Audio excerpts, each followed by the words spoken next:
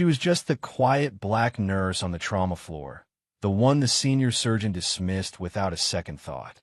Nobody knew her past, nobody asked, and she never offered it.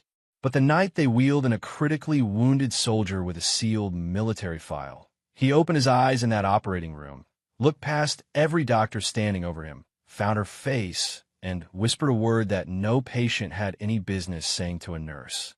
One word that changed everything. Just before we get back to it, I'd love to know where you're watching from today, and if you're enjoying these stories, make sure you're subscribed. The overnight shift at Mercy General Hospital in Baltimore was never quiet. It was the kind of quiet that wasn't really quiet at all, full of beeping monitors, rubber soles squeaking on polished linoleum, low, urgent voices carrying through corridors that smelled like antiseptic and burnt coffee. Most of the nurses who worked the night trauma floor had learned to tune out the chaos. Naomi Carter had learned something different. She had learned to listen harder. She moved through the ward the way water moves through a narrow channel, without wasted motion, without hesitation, without making a sound that didn't need to be made.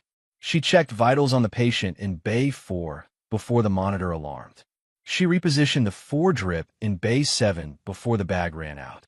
She noted the subtle change in respiration rate on the elderly man in Bay 2 and flagged it in the chart a full 20 minutes before the attending physician noticed anything at all. Nobody thanked her for any of it. Most nights, nobody noticed. Carter. The voice came from a nurse's station, flat and dismissive. She turned to find Dr. Victor Langford standing with his arms crossed and his reading glasses pushed up on his forehead like a man who had decided long ago that the world owed him its full attention. He was tall, silver-haired, and carried the particular arrogance of someone who had been the smartest person in many rooms and had never once considered the possibility that he wasn't. I need the chart on the patient in Bay 9, not the digitized summary. The physical intake notes. Can you manage that? Already on your workstation, Naomi said. He blinked. I didn't ask you to. You were going to, she said simply, and turned back to her work. The silence that followed lasted exactly 3 seconds before Langford made a sound in the back of his throat and walked away. A younger nurse named Petra, barely 6 months out of school, appeared at Naomi's elbow with wide eyes. He's going to hate you for that, Petra whispered. He already does, Naomi said. It doesn't interfere with the work. That was the thing about Naomi Carter that people couldn't quite figure out. She was not unfriendly. She wasn't cold, exactly. She would answer questions, explain procedures, show younger nurses the correct way to read a wound drainage assessment or spot the early signs of septic shock. But she held herself at a certain distance from the social fabric of the floor. The gossip, the venting, the weekend plans discussed over shared lunches. That made her feel, to most of her colleagues, like someone who existed slightly outside the normal world. Like she was watching it through glass. Staff had been whispering about her since her first week. She'd come from a placement agency. Her references were solid but vague, and she never talked about where she'd worked before. What she did talk about, if you asked directly enough, was the work in front of her. She knew wound patterns the way some people know music instinctively, with a depth that went beyond anything taught in nursing school. She read trauma presentations the way seasoned ER physicians did. She anticipated complications before they became emergencies. Dr. Allison Brooks had been watching her for 3 weeks. Brooks was 34, the youngest attending trauma surgeon on the floor, and she had gotten to her position by paying close attention to things other people dismissed. She had watched Naomi catch a misread EKG that would have resulted in a dangerous medication interaction. She had watched Naomi correctly identify a compartment syndrome presentation that 2 residents had chalked up to normal post-surgical swelling. She had said nothing yet, but she was building a picture, and the picture didn't look like any nurse she'd ever worked with. It was 11:47 when the radio crackle came through from the ambulance bay. 2 incoming traumas, a car accident, and something else. Something that made the dispatcher's voice go careful and deliberate in a way that caught Naomi's attention immediately. Second unit incoming, 23-year-old male, classified training accident, military escort on scene, ETA 4 minutes. Patient is critical. Repeat, critical. The trauma bay erupted into the controlled version of chaos that hospitals rehearsed for. Langford appeared from wherever he'd retreated, pulling on a fresh pair of gloves with the practiced confidence of a man in his element. Residents materialized. Nurses took positions. Naomi was already at the bay doors when the ambulance backed in, and she was one of the first hands on the gurney when they wheeled him through. The man was young, early 30s, maybe. He was large through the chest and shoulders in the particular way that spoke of disciplined physical training maintained over years, not vanity. His face was pale with blood loss, jaw set even in unconsciousness, and there were two military personnel flanking the gurney who wore civilian clothes that fit them badly, the way military clothes on military bodies always look when they're pretending to be something else. The patient's intake paperwork was sealed in a red folder that one of the escorts held against his chest and did not hand to anyone. "What are we working with?" Langford said, moving alongside the gurney. "Blunt abdominal trauma, possible internal hemorrhage, penetrating wound to the left shoulder, secondary lacerations to the forearm, and neck consistent with..." The paramedic began reading from his notes. Naomi was looking at the wounds, not listening to the description of them. Looking. She had seen wounds like these before. Not in a hospital. Not in a training scenario. The pattern of the shoulder entry, the angle of the secondary lacerations, the bruising already blooming across the left side of the rib cage. These were not training injuries. They were not accident injuries. She recognized them the way you recognize the smell of a place you grew up in, deep and certain and impossible to mistake. She kept her face still and said nothing. They transferred him to the trauma table. Langford was calling out orders, the team responding with practiced efficiency. And 4-line went in. A pressure cuff. Naomi moved to her position and worked with the rest of them, her hands doing what they were supposed to do while her mind was running a different calculation entirely. "Pressure is dropping," one of the residents called out. "His abdomen is rigid," Naomi said, keeping her voice level. "The hemorrhage isn't where you're looking. Based on the bruising pattern, there's likely a secondary bleed." "Carter." Langford's voice was sharp. "You are here to assist, not diagnose. Stay in your lane. The bleed pattern on the left." I said stay quiet. He didn't look at her when he said it. He was already ordering an ultrasound card and talking over her like she hadn't spoken. The team moved with him. That was the gravity of a man like Langford. Everything orbited him whether it should or not. Naomi pressed her mouth into a line and did her job. But she watched. She counted. She tracked the rate of pressure drop and mapped it against the ultrasound results that were coming back, and what she was seeing didn't align. The primary bleed they were chasing wasn't accounting for the volume of loss. There was something else. Something the angle of the imaging was missing because of the entry wound's position relative to the table. The patient's pressure crashed. It happened fast. The monitors screaming, two residents talking over each other, Langford snapping orders in that way of his that was confident and wrong in equal measure. And in the 2 seconds of fractured noise and motion, Naomi stepped forward, placed her hand on the correct quadrant of the patient's abdomen, and said clearly and loudly enough to cut through everything. "Ballistic wound track. Subhepatic. You need to pack the right upper quadrant or you'll lose him in the next 90 seconds. Dead silence. Every eye in the room on her. Langford turned slowly. The kind of slow that was its own language. And then the monitor screamed louder, and Brooks said, "Do it." And the team moved. She was right. She was exactly right, down to the quadrant. Langford got control of the bleed, and the patient's pressure stabilized, and nobody said anything about it except through the sideways glances that went around the room like a current. Langford's jaw was a hard line. Brooks was watching Naomi with an expression that was not quite surprise, more like confirmation. They were deep in stabilization, maybe 40 minutes in when it happened. The patient had been unconscious.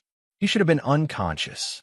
His sedation levels made it essentially impossible for him to surface. And yet something pulled him up through the dark, some trained instinct that had kept him alive long enough to make it to this table in the first place. And his eyes opened, unfocused at first, blinking against the surgical lights.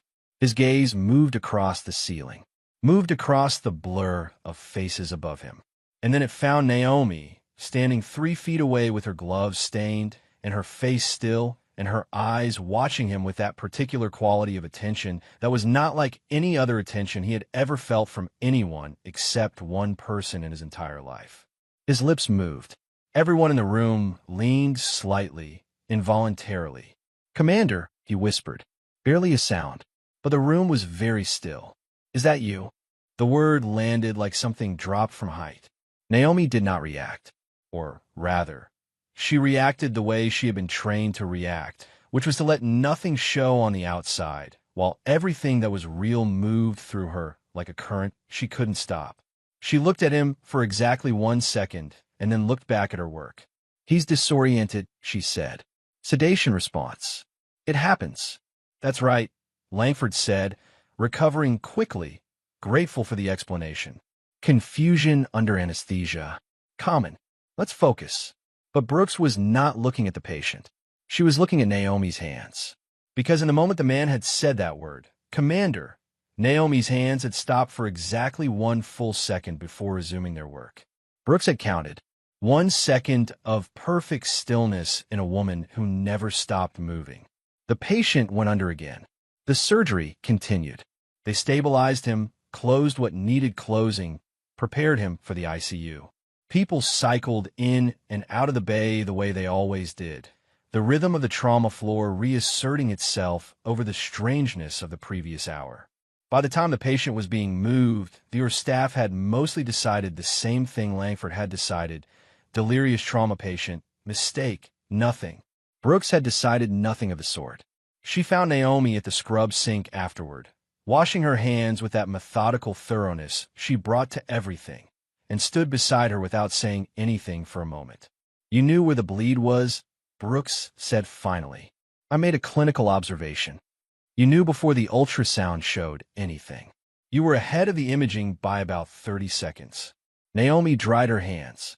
"The bruising pattern was consistent with." "I know what the bruising pattern was consistent with. I'm a trauma surgeon." Brooks kept her voice even, conversational. "That wasn't nursing school, Naomi. That was something else." Naomi looked at her. "He's stable. That's what matters." She folded the paper towel neatly and dropped it in the waste bin and walked back to the floor. Brooks stood at the sink for another few seconds, thinking about a man whispering the word "commander" to a trauma nurse in the middle of a surgical intervention. She was not going to let this go. The gossip started before the night shift was even over. By the time the first gray light of a Baltimore morning was pressing against the hospital's high windows, the story had already mutated through at least 4 versions. In the most popular version, the patient had confused Naomi with a nurse he remembered from a previous hospitalization. In another version, he'd been calling out for someone named Amanda or Cameron, something that sounded like commander to ears that were straining in a noisy, or there was a third version, circulating mostly among the residents, that involved the suggestion that Naomi had treated the man before and hadn't disclosed it. None of these versions satisfied Dr. Allison Brooks. She sat in the small office she shared with 2 other attendings, her coffee going cold beside her, and pulled up the limited patient intake information on her screen. The red folder hadn't been surrendered. The military escorts had taken it back with them when the patient moved to the ICU.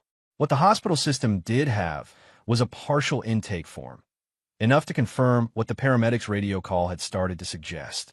The patient's name, released through official military hospital liaison protocol, was Lieutenant Jake Thornton, United States Navy. The file listed him as highly decorated, active duty, unit designation classified. The words "classified training accident" were in the intake notes, typed precisely, and Allison had been working in trauma medicine long enough to know exactly what that phrase was designed to do. She wrote the name down. Jake Thornton. She looked at it for a while. Down the hall, Naomi Carter was pretending to update charts. She sat at the nurse's station with her reading glasses on and the screen in front of her, and her hands doing the right things, and none of it mattered because the only thing inside her head at that moment was a name. She had heard it from one of the ICU nurses who'd passed by the station 10 minutes ago, half whispered with the relish of someone carrying interesting information. "Did you hear the military patient? It's Jake Thornton, Navy SEAL. They're keeping his room restricted." And by the time the sentence was finished, Naomi had already felt the shift happen somewhere deep in her chest. the way the ground shifts in a small earthquake. You feel it before you understand it. Jake Thornton. She pushed her glasses up and stared at the screen and did not see a single word on it. She stood up quietly, told the charge nurse she was taking a 10-minute break, and walked to the end of the hall where a window looked out over the parking structure.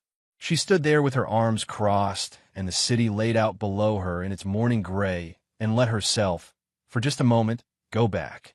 She had been 31 years old when she made commander, the youngest in her unit's history by 4 years, and a black woman in a space that still had to be argued into existence every time someone new arrived.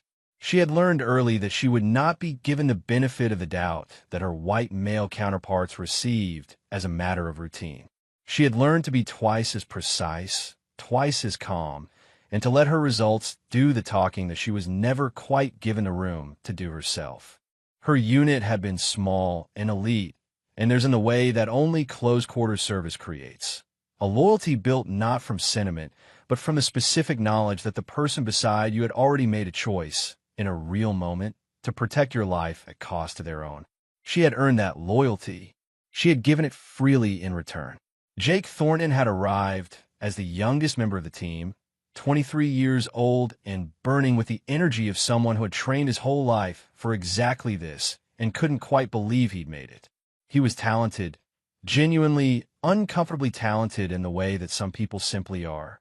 Fast reflexes, exceptional spatial awareness, a natural instinct for tactical reading that most operators spent a decade developing. He was also reckless with it, the way young men with real gifts often are, because ability had not yet taught him the full weight of its cost. Naomi had seen it right away. She'd assigned him to the position in the unit that gave him the least room to improvise and the most structured oversight, and she'd made sure she knew where he was on every operation. Not because she didn't trust him, because she trusted what she saw in him too much to let it get him killed before he learned to carry it properly. She became his commander and, in the complicated way that small units work, something closer to an older sister. She didn't allow sentiment in the field, but she was aware of him in the way a pilot is aware of the most promising student they've ever taught, watching for the moment when the ability will outpace the ego, hoping to be there when it does. They ran 9 operations together, 9 successful operations in conditions that range from difficult to almost unsurvivable, and Naomi had brought every one of her people home. The 10th mission was different. She had known it going in. Not a premonition, nothing that could be called intuition exactly, but a reading of the intelligence that didn't sit right. The sourcing was clean on paper. The tactical picture was solid. But something in the spacing of the information, the way it all aligned a little too perfectly, had scratched at the back of her mind in the days leading up to deployment. She'd flagged her concerns through official channels. She'd been told the intelligence was verified. They deployed on a Tuesday night. By Wednesday morning, 4 members of her team were dead. The location had been compromised before they arrived. Someone had known. Someone had made sure that when Naomi's unit reached the objective, there would be people waiting for them. She had gotten the survivors out, Jake among them, badly shaken, carrying a wound to his shoulder that he would have the scar from for the rest of his life. And she had brought them home. And then the reports had started, and the inquiry, and the language that investigations use when they have already decided what they need to find. Operational Commander failed to adequately assess intelligence risk. The mission failure is attributed to command-level decision-making. She had resigned rather than watch her surviving soldiers pulled through an inquiry designed to produce a predetermined verdict. If someone needed to carry this, she would carry it. She was the commander. That was what the rank meant. She had left the Navy on a Tuesday, 7 years ago, and she had not spoken about any of it since. Naomi came back to herself at the window. The parking structure was filling up with the day's shift arriving. She looked at her own reflection in the glass for a moment.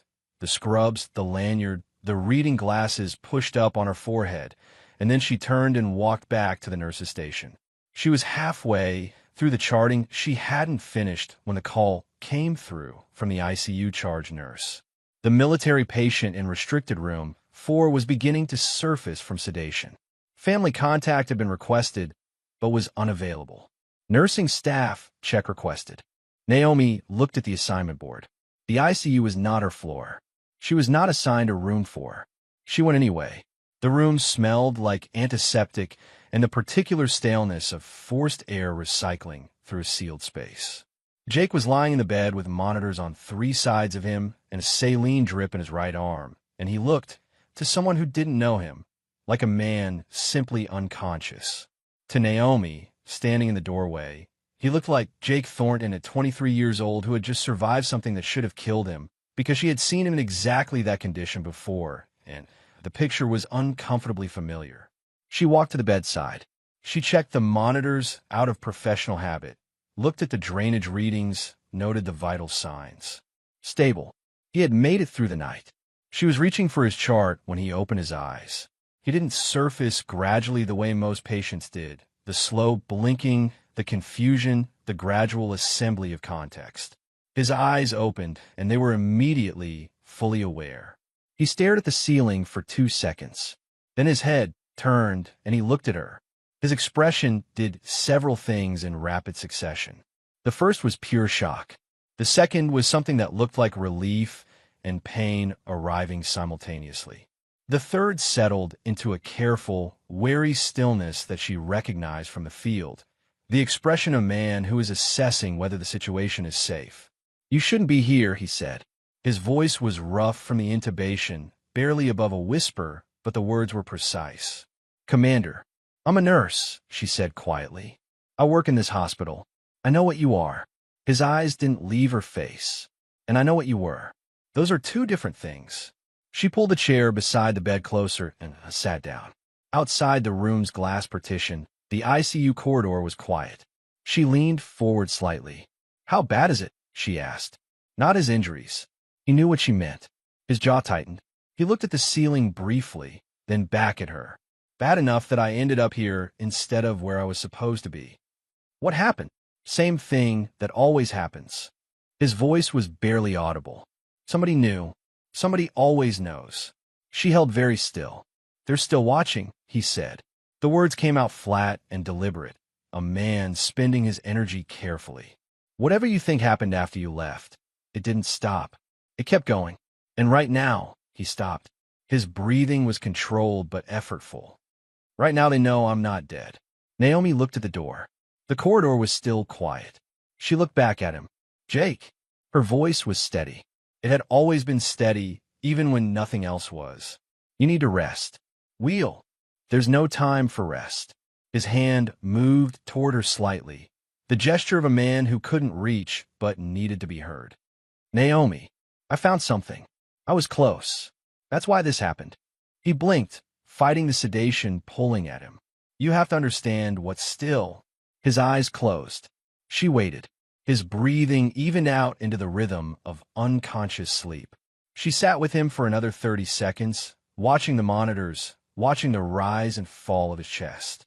Then she stood, straightened the chair back to its position, and walked out of the room. In the corridor, she paused with her back against the wall beside the door and looked at the far end of the hallway and felt something rearrange itself inside her, a kind of realignment like tumblers in a lock that has been waiting a long time to be turned. They're still watching. She had spent 7 years being a trauma nurse in Baltimore. She had been very good at it. She had found, in the precision of the work, something that resembled the precision of command without the weight of what had come after. She had built, carefully and quietly, a life that did not require her to think about the mission that had taken 4 of her people. Jake Thornton had been carried through her ER doors last night, and in the space of 12 hours, he had said 2 things to her, each one a door she had spent years keeping shut. Whatever had destroyed their team years ago was not finished. She pushed off the wall and walked back toward the trauma floor, and her footsteps were quiet and even, and her face showed nothing. But behind her eyes, something old and precise and disciplined had begun to wake up, blinking in the light like a soldier being called back from leave. The war had found her. It always found the people who were good at it. It started with the sound of boots, not the soft-soled footsteps of hospital staff or the measured pace of administrators making rounds. These were hard-heeled, deliberate, moving in the kind of formation that people who have spent years in coordinated movement fall into without thinking. Naomi heard them from the trauma floor before she saw anything, and she stopped what she was doing and listened the way she had trained herself to listen, not just to the sound, but to what the sound meant. She set down the medication tray she was carrying and walked to the hallway. There were 6 of them, 4 in military-adjacent civilian clothing that did the same poor job of concealing their background as the escort from the night before. 2 in actual uniform. They moved through the hospital's main corridor with the quiet authority of people who were not asking for permission to be there, and staff stepped aside for them instinctively, the way people step aside for something large and certain of its direction. Behind them came a hospital administrator who looked like he was trying very hard to appear cooperative while also being terrified. Security personnel trailed at a respectful distance. Within minutes of their arrival, Naomi could see the effect rippling outward through the building. Nurses clustering in doorways, residents craning their necks. The particular hush that falls over a place when something has entered it that is larger than its usual concerns. The ICU wing went into effective lockdown within the hour. Not announced, not formal, just the quiet repositioning of personnel and the appearance of a checkpoint at the hallway entrance that hadn't been there that morning. Jake's room was now accessible only with military clearance, and the 2 guards stationed outside, they were not hospital security. Naomi watched all of this from a distance. She made herself continue her shift. She answered questions, completed documentation, checked on patients. She was very good at making herself appear to be doing exactly one thing when she was actually doing another. She was in the medication preparation room when she heard his voice. She recognized it before she placed it, a quality of command in the cadence that her nervous system registered the way it registers familiar music. She stepped to the doorway and looked down the hall. Chief Mason Riley was standing at the nurse's station. He was 38 years old, built like someone had assembled him specifically for difficult terrain, and he wore the kind of face that had been weathered by things that don't make it into official reports. He was speaking to the charge nurse in the measured, controlled tone of a man accustomed to getting information efficiently. The charge nurse was nodding and pointing toward the ICU corridor. Then Riley turned. His eyes swept the hallway in the automatic threat assessment pattern that every operator developed and never fully lost. Left to right, near to far, movement prioritized, and they found Naomi standing in the doorway of the medication room 30 feet away. He went completely still. For a moment, they simply looked at each other across the length of the hallway, and the noise of the hospital floor seemed to recede to a great distance. Riley's expression moved through several things very quickly. Shock, then something raw and unguarded, then a kind of relief so profound it briefly unmade the hard lines of his face. He crossed the distance between them in 8 steps. He stopped 2 feet in front of her. And then Chief Mason Riley, decorated SEAL team leader with 11 years of active special operations service, stood straight and brought his hand to his forehead in a clean, formal salute. The effect on the hallway was immediate. 3 nurses stopped moving entirely. A resident walking past paused mid-stride. Dr. Victor Langford, who had arrived from some other part of the floor and was now standing near the nurse's station reviewing charts, looked up from his papers with an expression of pure disorientation. The expression of a man who has walked into a room where the furniture has been rearranged in the dark. "Commander Carter," Riley said. His voice was steady, but she could hear what was underneath it. "I didn't know you were here." "I work here," she said. "Put your hand down, Mason." He lowered the salute slowly. He did not look away from her. "How long?" he asked. 4 years at this hospital. 3 before that at a clinic in D.C. She kept her voice low, professional. "I'm a trauma nurse. That's what I am now." "You were the one in the ER last night," he said. It wasn't a question. "I was part of the surgical team. Jake is alive because of that." He said it simply, without decoration. Naomi glanced down the hallway. Langford was still watching them. So were the nurses. So was everyone who had a sight line to this particular stretch of corridor. "This isn't the place," she said quietly. "No," Riley agreed. "But I need you to know something before we do this anywhere. Whatever you think your role is right now," he held her gaze, "you're the reason half the people I've served with came home. And there isn't a man on my current team who doesn't know that." She looked at him for a moment. Then she said, "Walk with me." Langford stopped them before they made it 3 steps. He had detached himself from the nurse's station and was moving toward them with the energy of a man who had decided something needed to be addressed. "I'm sorry," he said, looking at Riley. "I don't know who cleared you to be in this section of the hospital, but I need to understand what's happening with the patient in ICU restricted 4. He's my patient, and—" "He was your patient," Riley said pleasantly. "He's now under military medical jurisdiction. We appreciate the work your team did last night." He paused, particularly Nurse Carter. Without her intervention, Lieutenant Thornton would not have survived the surgical stabilization. Langford's expression went through a complicated journey. He looked at Naomi, then at Riley, then at the salute he had just witnessed, but couldn't quite reconcile with the woman standing in front of him in hospital scrubs. "She's a nurse," he said. The words came out less certain than he intended. "Yes," Riley said. "She is. She's also the reason half of my team is alive to walk through your hospital today." He let that sit for exactly 2 seconds. "If you have medical concerns about Lieutenant Thornton's care going forward, my medical officer will be the point of contact." "Thank you, Doctor." He turned away from Langford with the efficiency of a man closing a door. Langford stood there.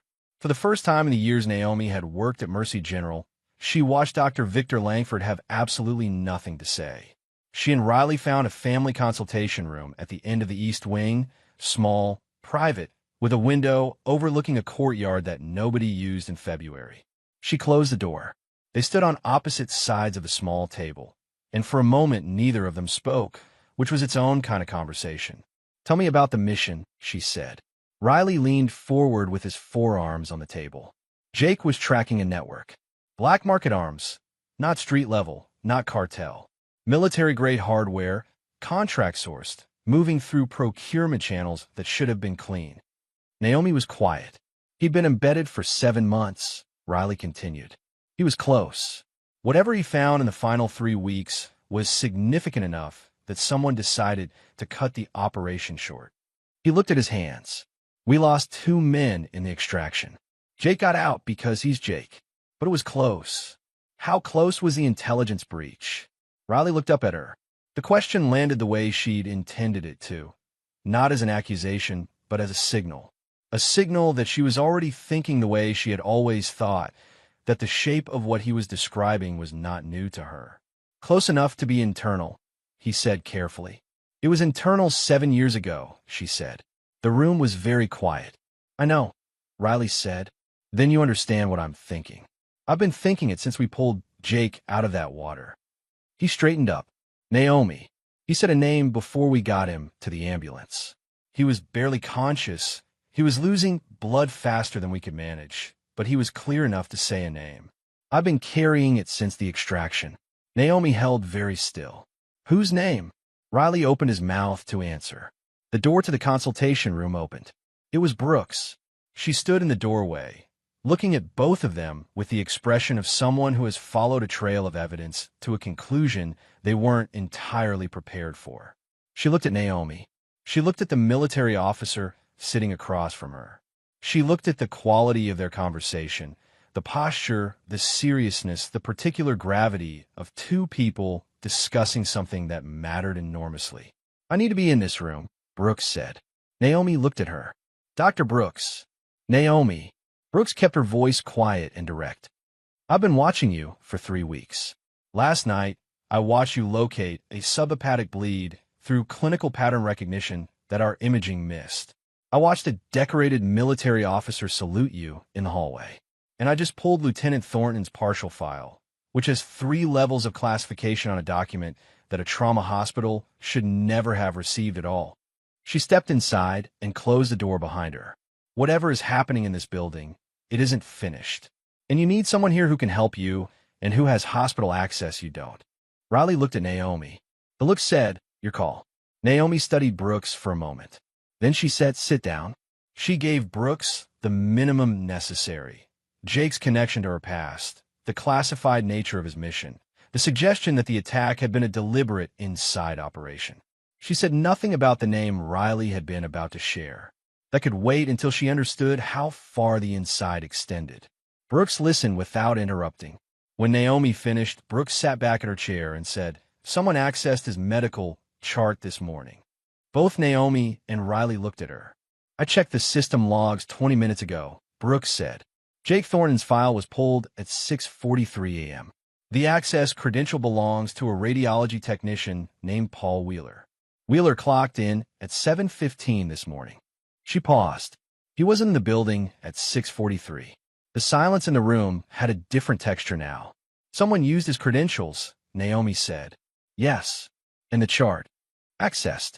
Portion of his intake notes downloaded." The download location traces to a terminal in the basement supply corridor.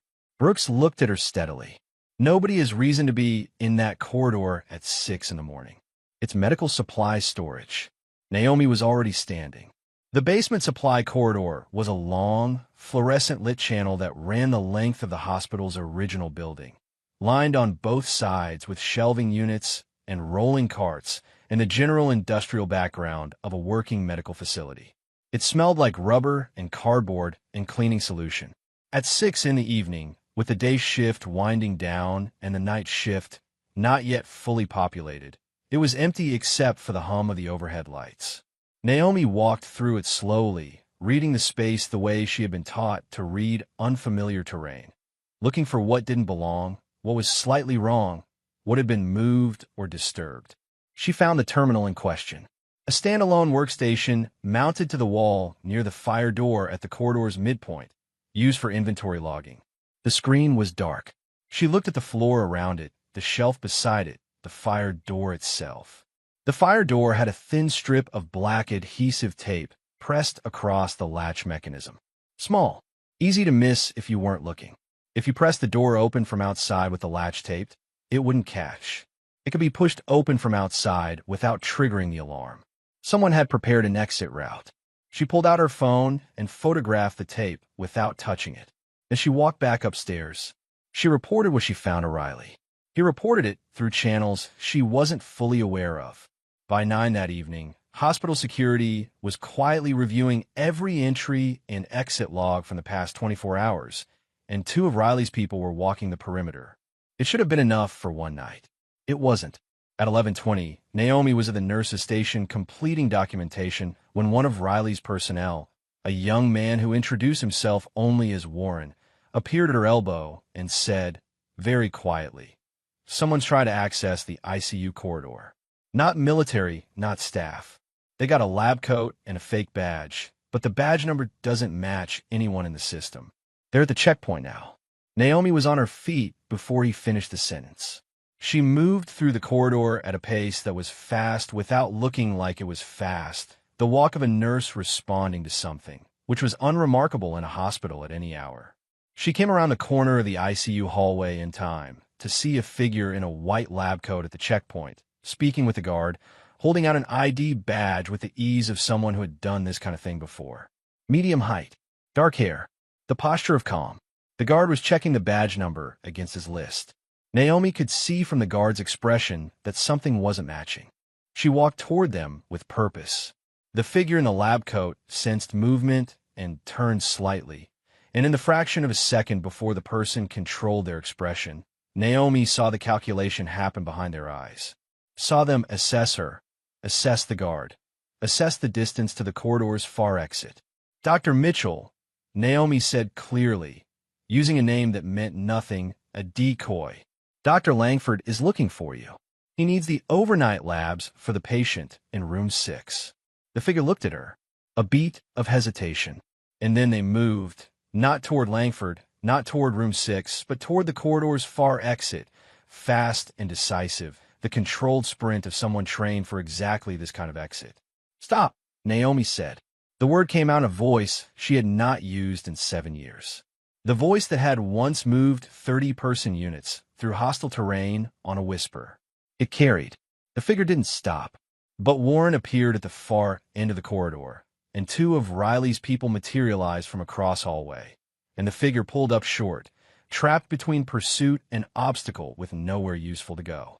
In the commotion that followed, brief, controlled, loud enough to bring 3 nurses and a bewildered resident running, the figure managed to twist through a gap and push through the fire stairwell door.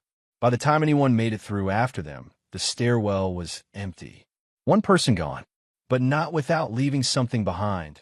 A cell phone, dropped in the scramble, sliding under the baseboard near the stairwell door.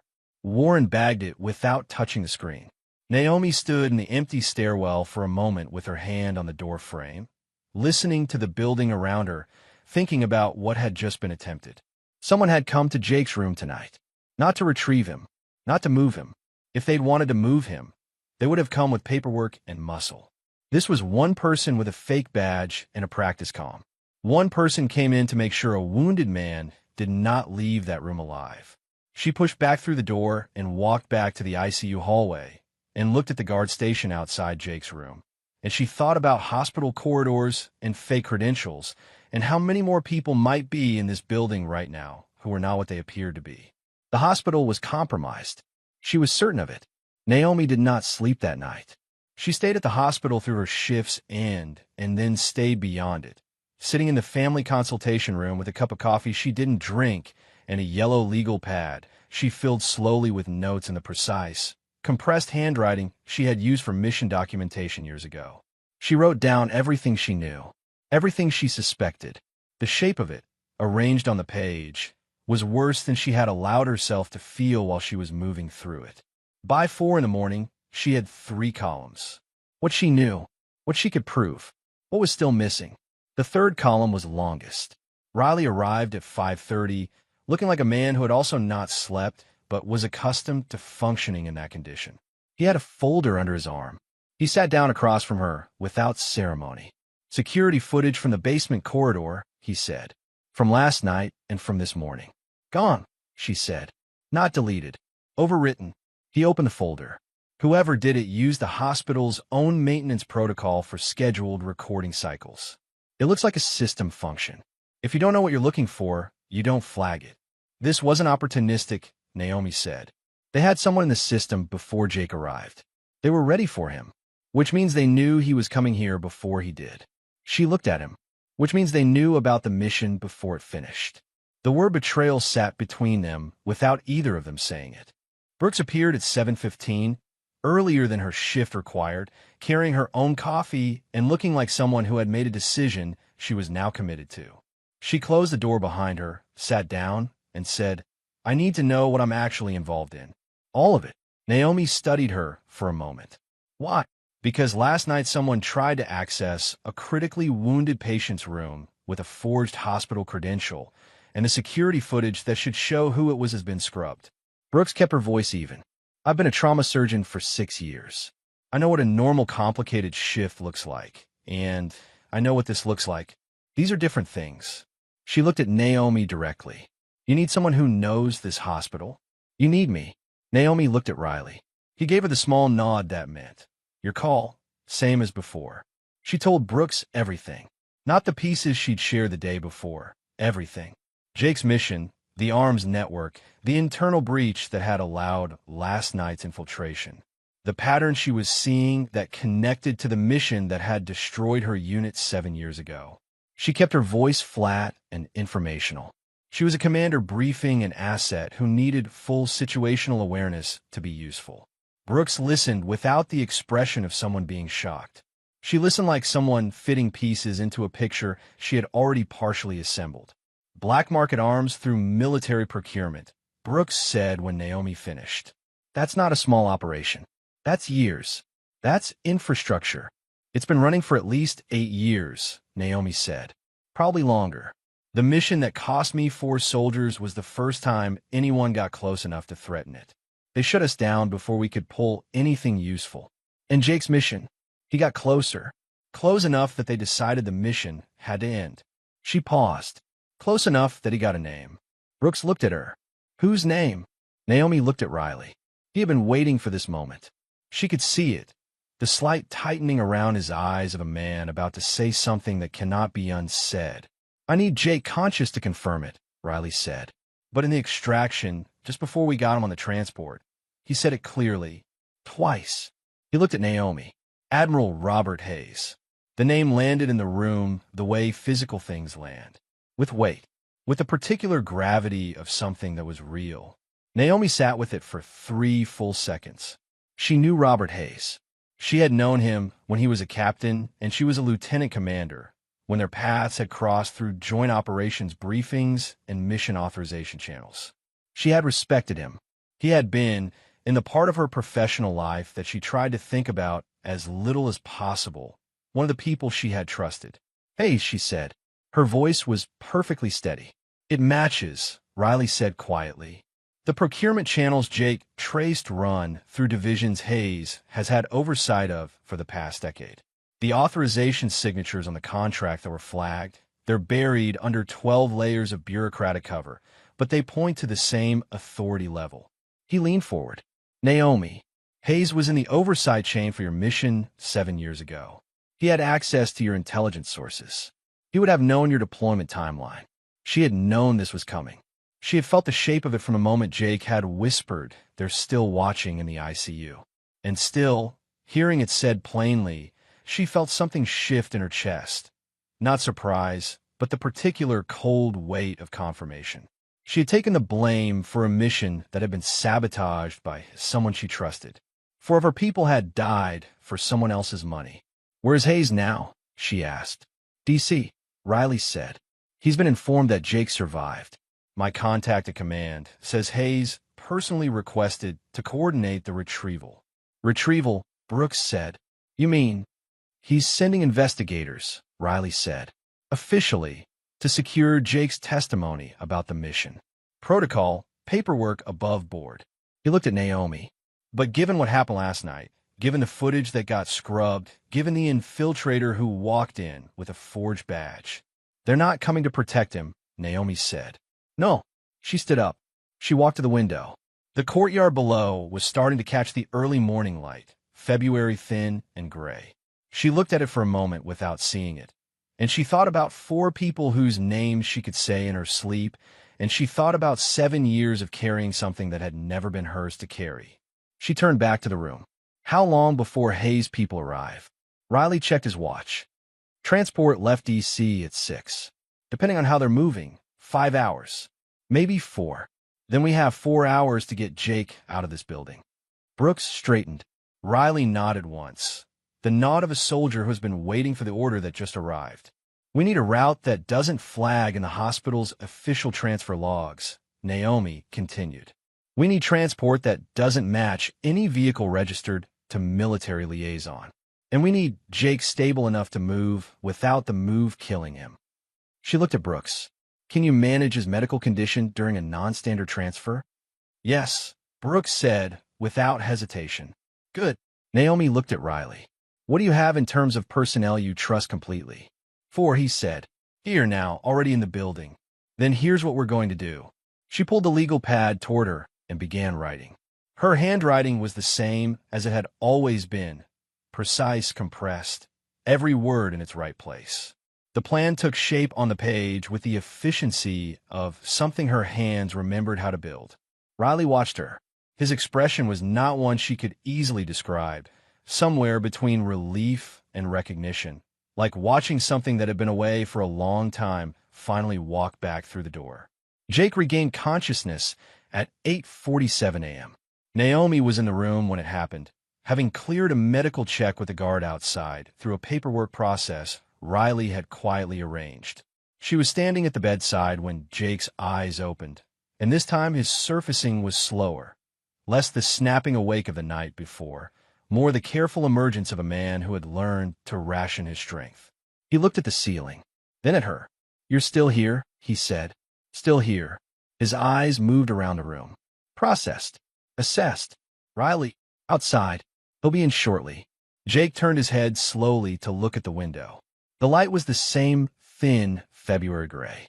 He was quiet for a moment, and she could see him assembling himself, putting the pieces of the situation back into order the way trained people do, not allowing themselves the luxury of disorientation. "They came for me last night," he said. "Not a question. One person. Fake credentials. Got as far as the ICU checkpoint before we intercepted. Got away. Left the phone." Jake closed his eyes briefly. "Hayes doesn't leave loose ends. If one person got away, there'll be more coming." "We know," she said. "Jake, Riley told me the name you gave him. In the extraction." He looked at her. His eyes were steady, the eyes of a man who had made his peace with what he was carrying. Then you know why none of this stops until he's done. Yes. He ordered the sabotage 7 years ago, Jake said. His voice was quiet but absolute. Naomi, I found the documentation. The authorization chain, the asset payments, the intelligence rerouting that let the opposing force know your team's location. It's all on the drive. He stopped. His jaw tightened. The drive that went missing in the extraction. She was silent. My point, man, Harris. He grabbed it when the ambush started. He knew what it was. He knew if Hayes found out we had it, every one of us was dead regardless of whether we made it out. Jake's voice was carefully controlled, but she could hear the weight behind it. Harris didn't make it out, but he was smart, and he was fast, and I don't think he had the drive on him when he went down. You think he hid it? I think he hid it. And I think if it still exists, if anyone found it and left it alone because they didn't know what it was, it's at the site of the extraction. The compound. Naomi thought about that. About a drive full of evidence, sitting in an abandoned coastal facility. About Hayes' people already in transit. About the tightening window between now and the moment Jake's room will be visited by people with official federal authorization and an unofficial order. She leaned forward slightly. We're moving you in 3 hours. Before Hayes' people arrive. Can you tell me everything you remember about the compound? Jake looked at her. This nurse who had been his commander, this woman who had taken the blame for something she didn't do and had gone on living with it in silence for 7 years. And his expression held something she recognized as guilt and gratitude and a kind of old, stubborn loyalty. I can tell you everything, he said. She pulled out the legal pad. He started talking.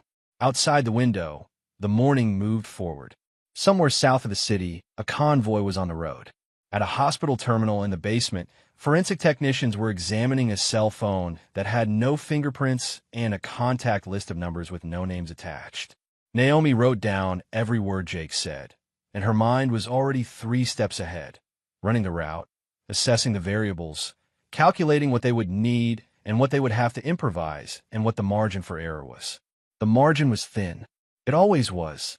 Her old commander voice had come back full and clear, and she was already using it inside her own head, which was the only place it had ever truly lived.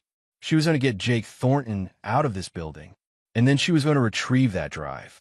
And then 7 years of silence was going to end. The plan had 3 layers, and each one depended on the one beneath it holding firm.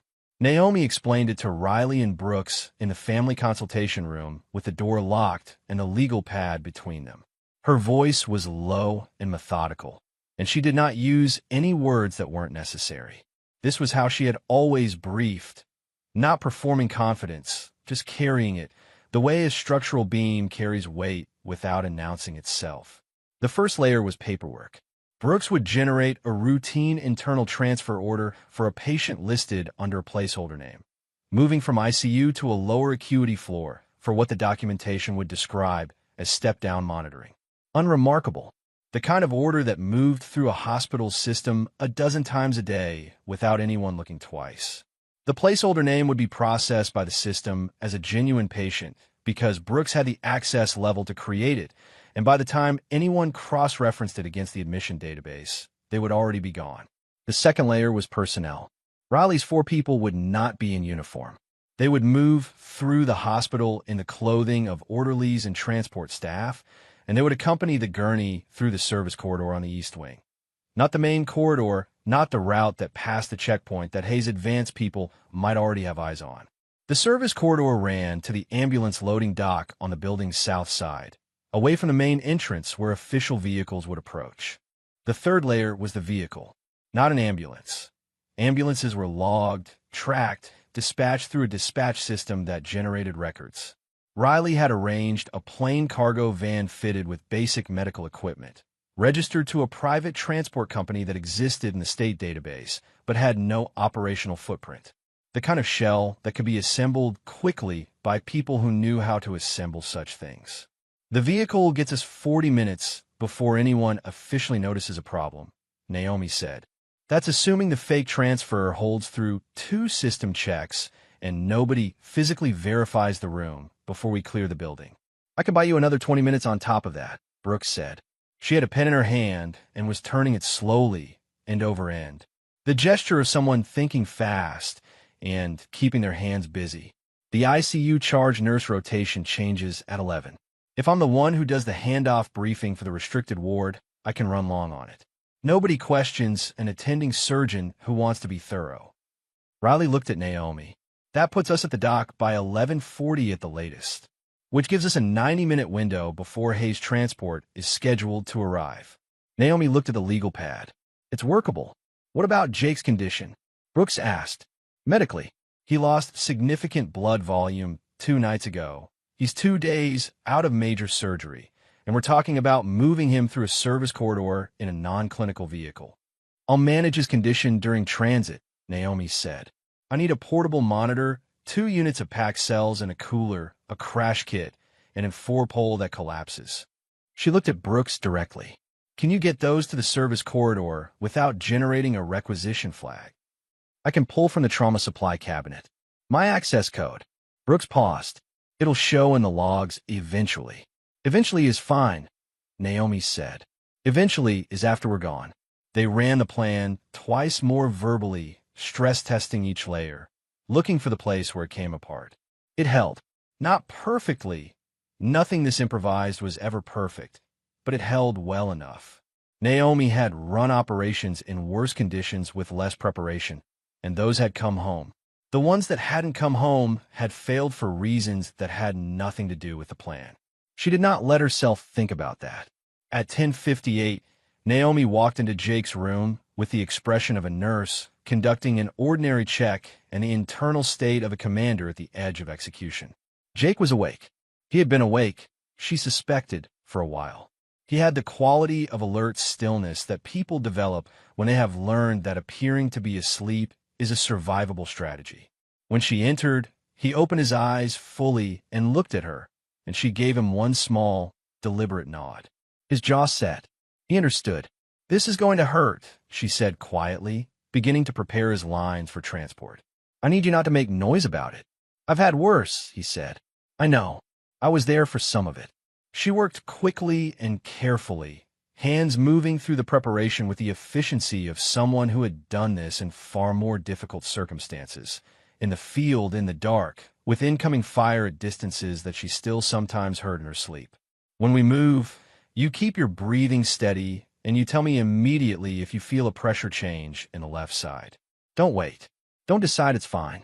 Tell me. Understood. Riley's people are going to look like hospital staff. Don't react to their faces. She secured the last line. The corridor we're taking is going to be cold. The dock is colder. I need you conscious through all of it. I'll stay conscious. She looked at him. I know you will. At 11:03, Brooks began the extended handoff briefing at the charge nurse station. Her voice was measured and detailed and entirely believable because everything she was saying was medically accurate. She had simply chosen the most time-consuming, accurate things to say. The night charge nurse took notes and asked no questions because Dr. Brooks was the attending, and attending physicians did not get questioned on their thoroughness. At 11:11, Riley's 4 people moved through the East Wing service corridor in pairs, 2 minutes apart. They moved at the pace of people who belonged there, carrying the portable equipment Brooks had pulled from the trauma supply cabinet. Nobody stopped them. Nobody looked twice. A hospital at 11 in the evening is a place of reduced attention and elevated fatigue, and people dressed for a role in a place where that role makes sense are almost never challenged. At 11:19, the gurney moved. Naomi and Riley walked on either side of it. The corridor was long and low-lit and smelled like the industrial underside of the building, cleaning chemicals, old concrete, the faint metallic note of recycled air. Their footsteps were quiet. The gurney's wheels needed oil and made a soft, rhythmic sound against the floor that Naomi focused on as a metronome, counting the seconds, tracking the distance. Jake kept his eyes on the ceiling and his breathing even. His color was not good, but his vitals, on the portable monitor clipped to the gurney rail, were holding inside the range she needed them to hold. They were 30 feet from the dock door when it happened. The door at the far end of the corridor, the one that connected to the hospital's main east wing, opened. 2 men came through it walking fast, wearing the particular confident stride of people who were not here by accident and were not interested in being redirected. The first was in a dark suit. The second was in military-adjacent civilian clothing that Naomi recognized immediately as the same category as the escort from 2 nights ago. They saw the gurney. They saw Naomi. They stopped. Naomi kept walking. She did not change her pace or her expression. She angled the gurney slightly to the right, giving them what looked like a reasonable path to pass on the left. And she kept her eyes on the dock door ahead of her and said to Riley in a voice pitched only for him, "Now." Riley moved, not toward the men, diagonal, cutting off the angle that would have given them a clear view of Jake's face, his body positioning itself between the men and the gurney in the fluid, practiced way of someone who has spent years managing space and bodies under pressure. He said something to them. She couldn't hear it from here, something professional and misdirecting. And the 2 men paused, looking at him, the half-second of social friction that bought her the time she needed. She pushed through the dock door. The ambulance bay was cold and smelled like exhaust and wet concrete. The van was where it was supposed to be, backed up to the dock with its rear doors open. 2 of Riley's people were waiting. She moved Jake from the gurney to the van's interior with the practiced efficiency of a field medic. The transfer smooth and fast and careful. And then she was inside with him, and the doors were closing, and she heard, distantly, the sound of Riley's voice still carrying the conversation she had left him to manage. He was in the van 60 seconds later. The van was moving within 90. The 2 men, she said as he settled into the front passenger seat. Advanced security for Hayes' retrieval team, Riley said. Arrived early. I told them I was conducting an authorized medical transfer and gave them a case number that will take them 40 minutes to trace as false. He looked in the side mirror at the hospital reseating behind them. We have 40 minutes. Naomi checked Jake's monitor. His pressure was lower than she wanted. She reached for the cooler and began setting up the first unit of packed cells, hands steady, eyes on the readout. "Stay with me," she said to Jake. "Still here," he said, his voice thinner than before, but present. "Good." She adjusted the flow rate. "Tell me about the compound." He talked while she worked. The compound was a decommissioned coastal training facility 2 hours south of the city, used by special operations units for water and breach training in the late 90s and early 2000s, and then handed over to a federal agency that had subsequently abandoned it. Chain link perimeter, 3 main structures, a dock on the south side. Harris had taken cover in the primary training building during the ambush, the first large structure inside the main gate. "There's an equipment locker room off the main bay," Jake said. "West wall." Harris always picked the same spot for field cache. 3rd locker from the left, back panel. She committed it to memory. She did not write it down. The van moved through the city and then out of it, the lights thinning as the highway carried them south. Naomi worked and watched the monitor and let the part of her mind that was not managing Jake's medical condition work through what came next. The safe house, the drive, the chain of evidence that connected everything. Hayes. She had trusted him. She kept working. The Military Rehabilitation Center sat at the end of a gravel access road behind a stand of winterbear trees, looking exactly like what it was, a facility that had been significant once and had been left to the patience of weather and time.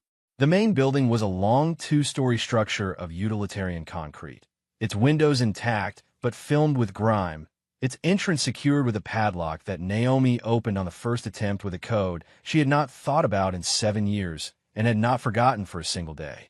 The code was the date of the last successful mission. She had chosen herself. Inside, the building was cold and dark and smelled like abandonment, dust and old rubber flooring and the ghost of institutional cleaning products. Riley swept it with a flashlight while 2 of his people checked the perimeter. Naomi moved Jake to the medical recovery room on the ground floor, which still had its adjustable cot and equipment mounts and the wall-mounted oxygen connection that she verified was dry but structurally intact. She set up what she had and made it work. She always had. Brooks moved through the medical room with quick, assessing eyes, checking the setup Naomi had arranged, making small adjustments with the confidence of a surgeon who could adapt to field conditions, because she had never been too proud to learn from people who knew things she didn't. She said nothing critical, She was learning. Riley stood in the doorway watching Naomi work, and his expression was the one she had caught on his face in the hospital corridor. The particular quality of attention a person gives to something they have missed and not known quite how much until it returned. When Jake was stable and resting, Brooks stepped out to check the other rooms with one of Riley's people, and Naomi and Riley were briefly alone. "The others don't know this place exists," Riley said. "Not officially. It was classified under the recovery program that shut down in 2019, she said. The files went to archive. Nobody had reason to pull them. You remember the code. I remember everything from that time." She didn't look up from the monitor. "That's not a gift." He was quiet for a moment. Then, "For what it's worth, from the people who were there, from everyone who served with you, nobody believed the official report. Not for a day." She looked at him now. His face was serious and steady, and she could see that he meant it completely. "I know," she said. "That isn't what made it hard to carry." He nodded slowly. He understood the thing she hadn't said, that what had made it hard was not doubt about her own innocence, but the knowledge that her name had been used to close a chapter that deserved to stay open, and that 4 people had never come home because someone she trusted had sold them. "We'll get it right," he said. "Yes," she said. "We will." Brooks found her an hour later in the facility's old administrative office, sitting in front of a window that looked out on the dark tree line. Naomi heard her come in, but did not turn around. Brooks pulled up the other chair and sat.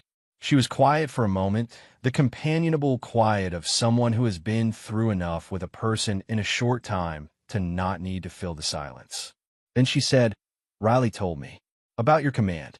About the mission." Naomi said nothing. "He told me you were considered one of the best special operations commanders the Navy had seen in 20 years, Brooks said. That your resignation shocked the entire military community. That nobody at your level believed the official account, but nobody was in a position to challenge it." She paused. "And that you took the blame voluntarily. To protect your people from an investigation that was designed to find someone guilty regardless of the truth." "Riley talks too much," Naomi said. "He talks exactly the right amount." Brooks folded her hands in her lap. "I came from a family where you kept your head down and you did the work and you didn't make noise about what was done to you because making noise cost more than it returned." She was quiet for a moment. "I learned eventually that there's a difference between choosing your battles and accepting a wrong, because fighting it is inconvenient for the people who benefited from it." Naomi turned to look at her. Brooks met her eyes. "You're going to have to let people do something about this. Not just a drive. Not just Hayes. You. Your name." Naomi studied her for a moment. Then she looked back at the window. "One thing at a time," she said. It was as close to agreement as she was going to come tonight, and Brooks seemed to understand that, because she nodded and let it rest. At just past 2 in the morning, headlights swept across the front of the facility. Riley was on his feet before the lights fully reached the window, and Naomi was 2 steps behind him, and the 2 of them were at the front entrance with the door cracked open and the lights inside cut before the vehicle had fully stopped on the gravel. A figure got out of the car alone. Young, medium build, moving quickly but not with the practiced caution of a threat. Moving with the purposeful anxiety of someone who has driven 2 hours in the dark to reach a place they weren't supposed to know about. Naomi stepped into the doorway. The figure stopped, looked up. The flashlight Riley was holding caught the face just long enough. Naomi exhaled. "Daniel," she said. Her younger brother crossed the gravel in 10 steps and stopped in front of her, and he looked at her with the expression of someone who has been frightened for a long time and has just found the thing they were frightened for. "I've been tracking you since the hospital," he said. "Not you specifically, the activity, the flag in the transfer system, the credential access logs, the footage scrub." He was slightly out of breath, the way people get when they've been running on adrenaline for too many hours in a row. "Naomi, I work in federal cyber analysis.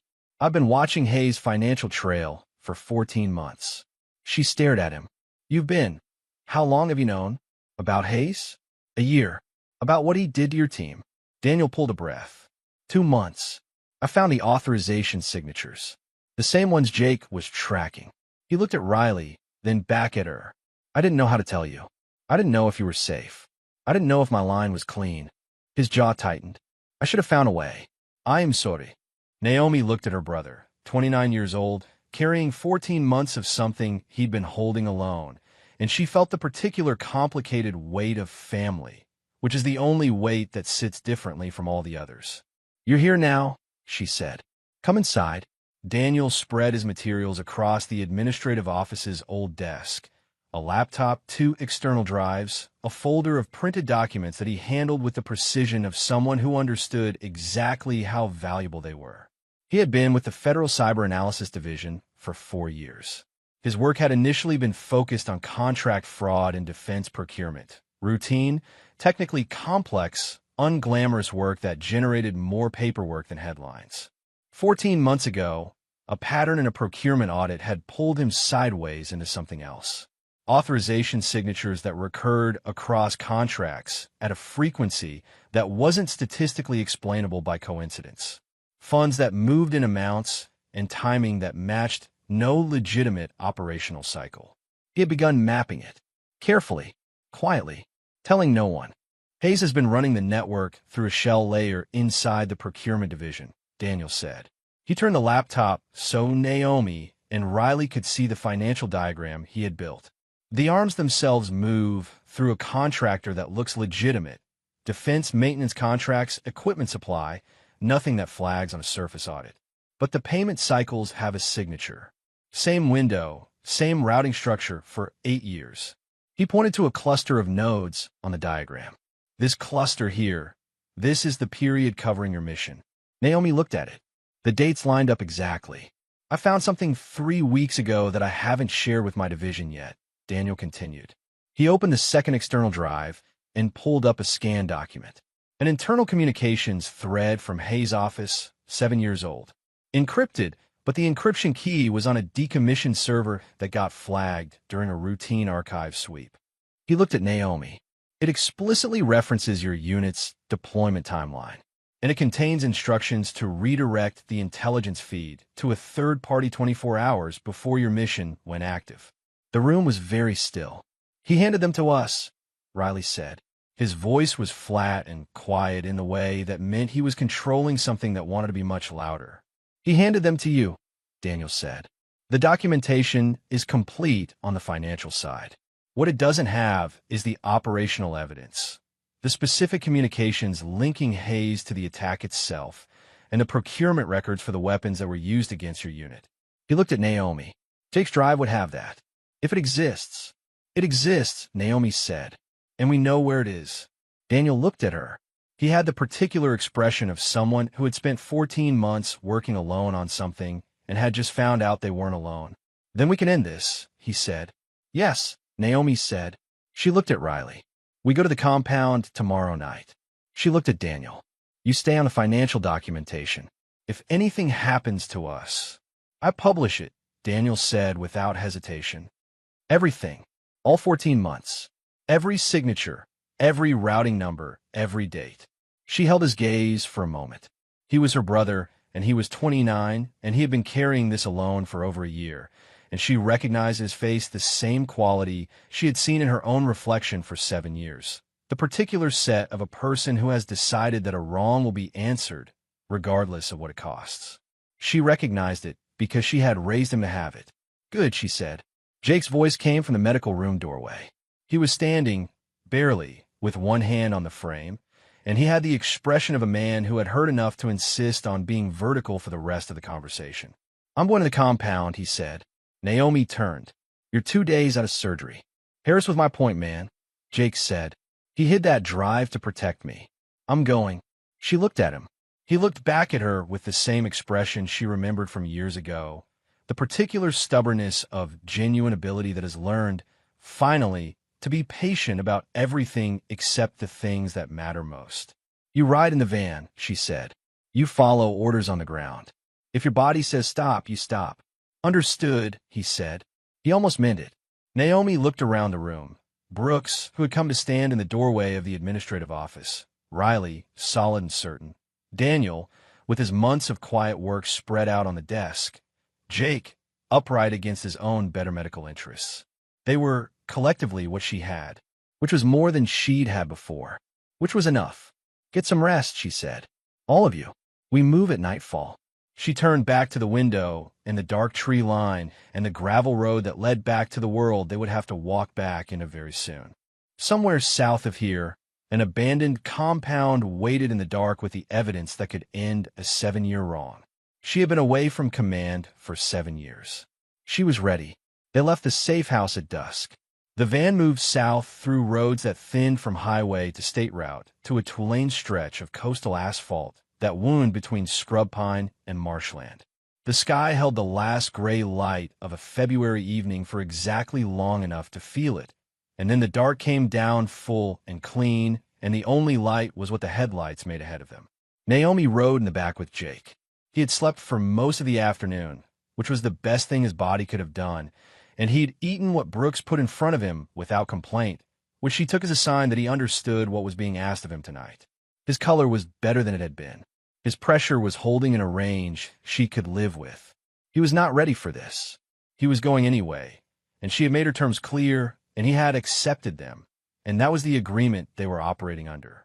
Daniel was in the front passenger seat with his laptop balanced on his knees and a satellite uplink running through a secured line that he had spent 40 minutes establishing at the safe house. He had eyes on Hayes' known movements through federal monitoring channels he had access to that he was not, technically, authorized to use for this purpose. He had not mentioned this detail. Naomi had not asked. Riley drove. He had been quiet since they left, the particular quiet of a commander in the hours before an operation. Not withdrawal, not fear, but a gathering inward of everything that would need to be outward soon. Satellite shows the compound perimeter is clear, Daniel said without looking up. No vehicle signature on the access road. No thermal activity in the main structures. For now, Riley said. For now, Daniel agreed. Naomi looked out the small rear window at the dark road unspooling behind them. She had been to this compound once, 8 years ago, during a joint training evaluation that had lasted 3 days and ended with a commendation she barely remembered. She remembered the terrain. She remembered the layout of the main building. She remembered the way the dock smelled at low tide and the sound the chain link made in a coastal wind. She had not expected to return. She had not expected a great many things that had happened in the past 4 days. 15 minutes, Riley said from the front. She put her hand briefly on Jake's forearm. He looked at her. She gave him the same small nod she had given him in the hospital room 4 nights ago, and he returned it with the same meaning, I understand. I'm ready. Let's finish this. They came in on foot from the north access point, leaving the van on a service road a quarter-mile from the perimeter. The compound appeared through the tree line as a collection of shapes against the sky. The main building's flat roof line, the skeletal outline of the training tower, the chain-link fence running its long rectangle around all of it. The padlock on the north gate had been cut and replaced with a newer lock, which told Naomi 2 things: that someone had been here recently, and that Hayes had people who planned ahead. Riley cut the new lock with bolt cutters. The gate swung open without sound. They moved inside in the order they had agreed on. Riley's 2 people first, then Naomi and Jake, then Riley covering the rear. Daniel stayed at the van with the uplink. His job was the broadcast, and the broadcast was the point. The training compound's main building was a long rectangular structure with a central bay that had once served as an equipment staging area and now held only the ghosts of that function. Empty racks, a concrete floor marked with old painted zones, the smell of salt air and rust, and standing time. Their flashlights moved in careful arcs. Naomi tracked the west wall with her beam, counting the doorways from the entrance. The equipment locker room was the 3rd door. She went through it first.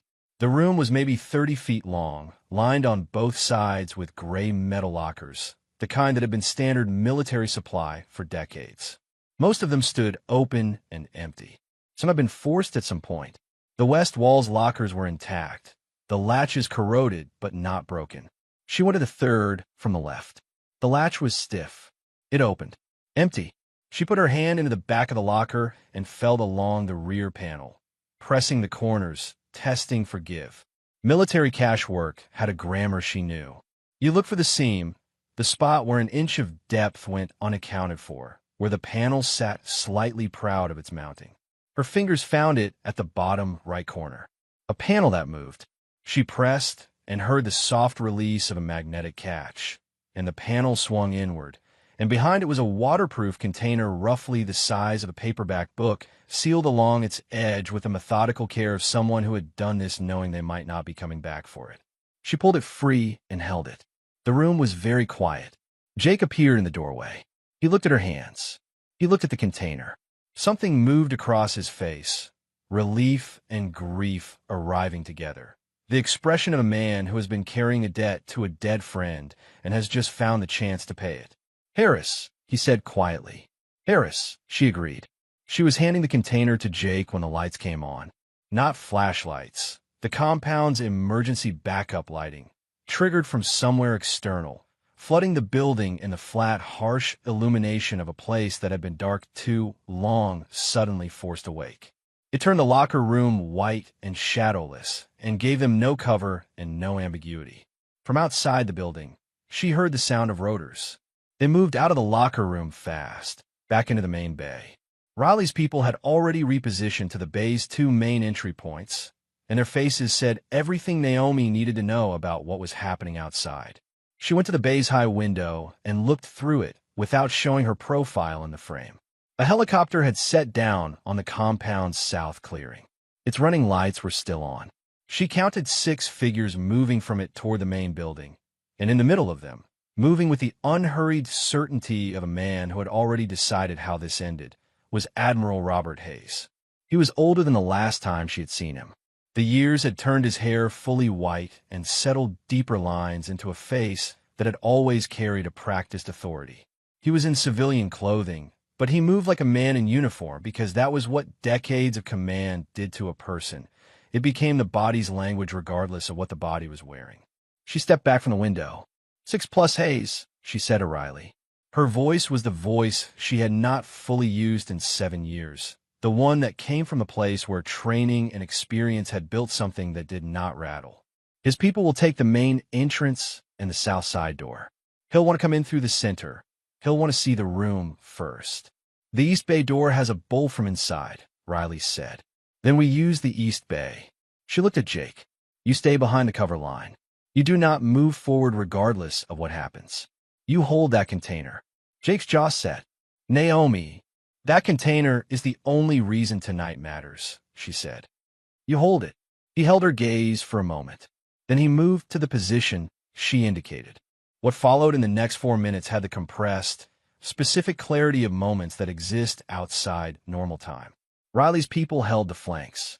Naomi moved through the shadows of the main bay, using positions she remembered from the training evaluation 8 years ago, positions she had helped design as part of the exercise's defensive scenario, which meant she knew exactly where the sight lines failed and where cover was solid, and where a 6-person team coming through a main entrance would expect opposition and where they wouldn't. 2 of Hayes' people came through the south door and found Riley's personnel already positioned in the one angle the entrance didn't cover. They went down, not permanently, but functionally controlled takedowns that left them secured and out of the operation. 2 more came through the main entrance and found the same. That left Hayes and 1 remaining operative, who had entered separately through a side window with a specific intent of flanking, a tactic that would have worked against people who didn't know the building. Naomi stepped out of the shadow behind the operative before he completed the turn that would have let him see her, and she ended his part in the evening quietly and without ceremony. And then it was Hayes. He stood in the center of the main bay with a flashlight in one hand and the particular stillness of a man who has run out of the moves he planned and is now improvising from the bedrock of his character. His flashlight found her. Commander Carter, he said. His voice was, as she remembered, measured, deep, carrying the automatic weight of someone accustomed to being obeyed. I'd hoped we wouldn't get here. You had hoped I'd stayed quiet, she said. She walked toward him at a steady pace and stopped 15 feet away. You've been hoping that for 7 years. He looked at her. There was something in his face that she hadn't expected and didn't particularly want, a genuine quality of regret. Not for what he had done, for the fact that it hadn't stayed buried. Your unit had been in the wrong place, he said. The operation your team stumbled into, you weren't supposed to be anywhere near that corridor. It was an accident of routing. 4 of my people died, she said. That's not an accident. That's a consequence. The network was 10 years of work, Hayes said, and his voice carried the awful steadiness of a man explaining something he actually believed. The intelligence value of those operations protected assets you will never know about. Sometimes. Don't, she said. The word was quiet and flat, and it stopped him the way a wall stops a door. Don't tell me what their lives were worth. I knew them. Hayes looked at her for a long moment. Then his eyes moved past her shoulder, and she knew without turning that he had seen Jake. The drive, Hayes said. Already transmitted, said a voice from the building's east entrance. Daniel stepped inside, his laptop under his arm, his expression carrying the calm of someone who has just done the thing they spent 14 months preparing to do. He looked at Hayes the way people look at something they have studied closely for a very long time and are finally seeing in person. The contents of the encrypted drive have been broadcasting to the Military Investigations Directorate, the Federal Procurement Oversight Office, and 2 independent journalists for the past 6 minutes, Daniel said. The financial documentation from my own analysis went with it. He paused. It's done. Hayes stood in the center of the bay, and the flashlight in his hand lowered slowly. And Naomi watched the moment when a man understands that the thing he built over a decade is gone. It was not a dramatic moment. It was a quiet one, the quiet of something large and rotten finally falling. It didn't have to be you, Hayes said to Naomi. His voice had lost its authority. What was left was older and smaller and tired. You were supposed to have a career. You were supposed to. I was supposed to bring my team home, she said. You made sure I couldn't. She held his gaze until he looked away. When Riley's people secured Hayes and led him out to wait for the federal vehicles that Daniel had already called in, Naomi stood alone in the center of the bay for a moment. The emergency lights hummed. The compound smelled like salt and rust and old concrete. Outside, the rotors of Hayes' helicopter had gone still. Jake appeared beside her.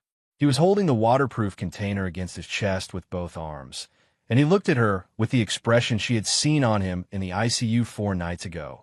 Relief and pain arriving together. The face of someone who has carried something a long way and has finally put it down in the right place. Thank you, he said. For Harris. For all of them. She looked at him. Thank Harris, she said.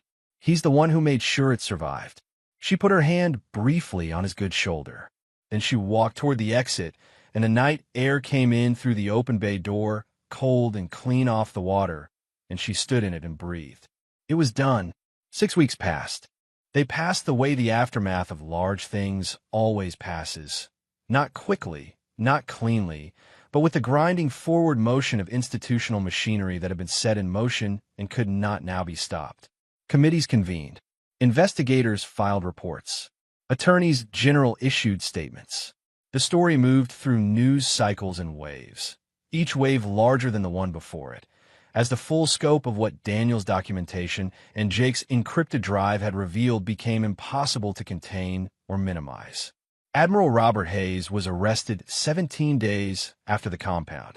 He was charged with treason, conspiracy to commit murder, arms trafficking, and the wrongful deaths of 4 United States Navy Special Operations personnel. The list of charges ran to 11 pages. He made no public statement. The military tribunal convened 5 weeks after his arrest in a proceeding that was formal and closed, and that Naomi was asked to attend, but did not have to testify at unless she chose to. She chose to. She sat in the tribunal chamber in civilian clothes and answered every question put to her in the same flat, precise voice she had used in operational briefings a decade ago, and she did not look at Hayes once during the 4 hours she was in that room. The tribunal's findings, when they came, were unambiguous. Commander Naomi Carter had been wrongfully blamed for the failure of a mission that had been deliberately sabotaged by a superior officer. Her resignation had been induced under false pretenses. Her service record would be officially corrected. Every reference to command failure in connection with the operation of 7 years ago would be expunged and replaced with a formal commendation for the lives she had preserved during the extraction under active hostile fire. The Navy's senior leadership issued a public statement. Naomi read it once in the apartment she had lived in for 4 years, sitting at the kitchen table with her coffee going cold the way it always did when she sat down with the intention of drinking it and got distracted by thinking. The statement used words like regret and acknowledge and honor. She read it twice and then set it face down on the table. Words were words. She had learned a long time ago that what mattered was what people did. Jake's testimony came on a Thursday. He sat before the tribunal in his dress uniform, his left arm still in a partial support brace that would come off in another 3 weeks, and he spoke for 2 hours. His voice was steady throughout. He described the mission, the network, the evidence trail that led to Hayes. And then the tribunal's lead investigator asked him to speak to Commander Carter's service record as her subordinate, and Jake's voice shifted into something different. Not less composed, but more deliberate, carrying the weight of something he had been waiting a long time to say in a room that was capable of hearing it. He described 9 missions conducted under her command. He described the decisions she had made and the way she had made them. Not recklessly, not from ego, but from a systematic and thorough reading of conditions that had brought every person in her unit home. Every time, until the 10th mission, when the conditions had been falsified by someone with the authority to falsify them. He described the extraction under fire, the wounded she had carried, the choices she had made in the moments when the operation collapsed, the choices that had kept the survivors alive. He said, "She was the best commander I served under. She is the best commander I have known. And this institution failed her in the way institutions fail the people who give them the most, by deciding that her reputation was a more convenient sacrifice than the truth." The room was quiet when he finished. The lead investigator noted the statement for the record without comment, which was the most formal version of having nothing left to say. Dr. Victor Langford watched the news coverage on a Thursday evening in the attending physician's lounge at Mercy General Hospital. The segment ran 4 minutes, a summary of the tribunal's findings, a brief biography of Naomi Carter's military service, a clip from Jake's testimony that the network had cleared for public broadcast. Langford sat with his coffee cup halfway to his mouth for the first 30 seconds and then set it down and watched the rest of it without moving. He thought about a woman in scrubs standing at a scrub sink, calmly explaining a subhepatic bleed to a surgical team that hadn't found it yet. He thought about a man in a hospital corridor bringing his hand to his forehead in a salute. He thought about the chart he had reviewed after the surgery, the intervention notes, the clinical observations, the precise and accurate and completely correct assessment of wound patterns that had saved a patient's life before anyone else in that or understood what they were looking at. He sat in a lounge for a long time after the segment ended. He was not a man who found humility easily, but he was underneath the arrogance and the performance of it. A man who understood medicine, and understanding medicine meant understanding when you had been wrong about something important. He was wrong about Naomi Carter. He had been wrong about her from the first day. Jake came to the hospital on a Friday morning 3 weeks after the tribunal. He came in through the main entrance in civilian clothes, his left arm free of the brace now, moving with the careful but improving ease of a body that was finding its way back to itself. He stopped at the information desk and asked for Naomi Carter by name. The volunteer at the desk looked up and said she was on the trauma floor, day shift, and could she let Naomi know he was coming? "No," he said. "I'd rather surprise her." He took the elevator to the trauma floor and stepped out into the controlled noise of a working hospital morning. Monitors, footsteps, the overlapping frequencies of a place that did not pause. He asked a passing nurse where he might find Naomi, and the nurse pointed toward the far end of the hall. She was at the nurse's station, standing with a chart in her hand, talking to one of the younger nurses about a patient's medication interaction. She was in her scrubs. Her reading glasses were pushed up on her forehead. She looked exactly as she had always looked in this building, composed, precise, present. She looked up. She saw him. Something moved across her face that she didn't bother controlling, a brief, full warmth that she usually kept behind the professional surface, visible for exactly the moment it took her to cross the distance between them. She stopped 3 feet away. He stood straight. His right hand came up, clean and formal, and he held the salute. Around him, the trauma floor had gone quiet. Nurses had stopped. Residents stood still. The charge nurse at the station looked up from her computer. Even Langford, who had appeared from the direction of Bay 3 with a chart under his arm, stopped walking and stood. Jake held the salute. Naomi looked at him. She looked at the room around her, the people who had dismissed her and the people who had wondered, and the people who had known something was different about her and hadn't known what to do with the knowledge. She looked at Petra, the young nurse who had whispered that Langford was going to hate her, standing with both hands pressed to her mouth. She returned the salute. It was not a long moment, but it was a complete one, the kind that does not require extension because it contains everything that needed to be said inside itself. She lowered her hand. So did he. How's the shoulder? She said. Good enough, he said. You did solid work. The surgical team did solid work. You know what I mean? She didn't know. She let herself accept it, which was the thing Brooks had told her she needed to learn to do and which did not come naturally and which she was working on. The Navy's offer arrived the following week, delivered in an official envelope that sat on Naomi's kitchen table for 2 days before she opened it. Reinstatement at the rank of commander, with an expedited review pathway to captain. Full restoration of benefits and service continuity. A position in Special Operations Medical Oversight that would have her working across branches, writing the doctrine that would govern battlefield medicine training for the next decade. She read it twice. She thought about it for 3 days. She called Jake on the 4th day. I'm not taking it, she said. A pause. Okay, he said. I'm not going back to active command structure. I've thought about it, and I know what I would be returning to, and I know what it would cost. What are you going to do? She looked out her apartment window. Baltimore in early spring. The first suggestion of green at the edges of things. The sky a cleaner blue than February allowed. There's a proposal on the table to create a civilian specialist track for Special Operations Medical Training, she said. Civilian instructors with operational backgrounds working directly with SEAL medical units. No rank, no chain of command. Just the work. Training the next generation, Jake said. Training the next generation, she agreed. He was quiet for a moment. Harris would have liked that, he said. She felt the particular weight of the name. Not the crushing weight it had been for 7 years, but something different. Something that could be carried. The weight of a person who had mattered and still mattered, and whose absence was a permanent fact that did not have to be a wound. Yes, she said. He would have. She went back to work on a Monday. She came in through the main entrance the way she always had, with her bag over one shoulder and her coffee in her hand and her reading glasses already on top of her head. She took the elevator to the trauma floor.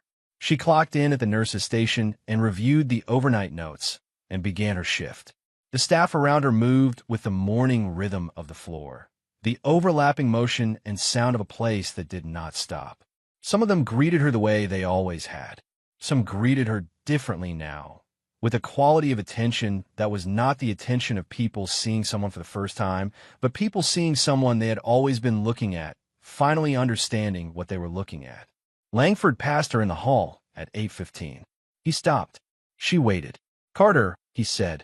He seemed to be working on something internally, some rearrangement of himself that did not come easily.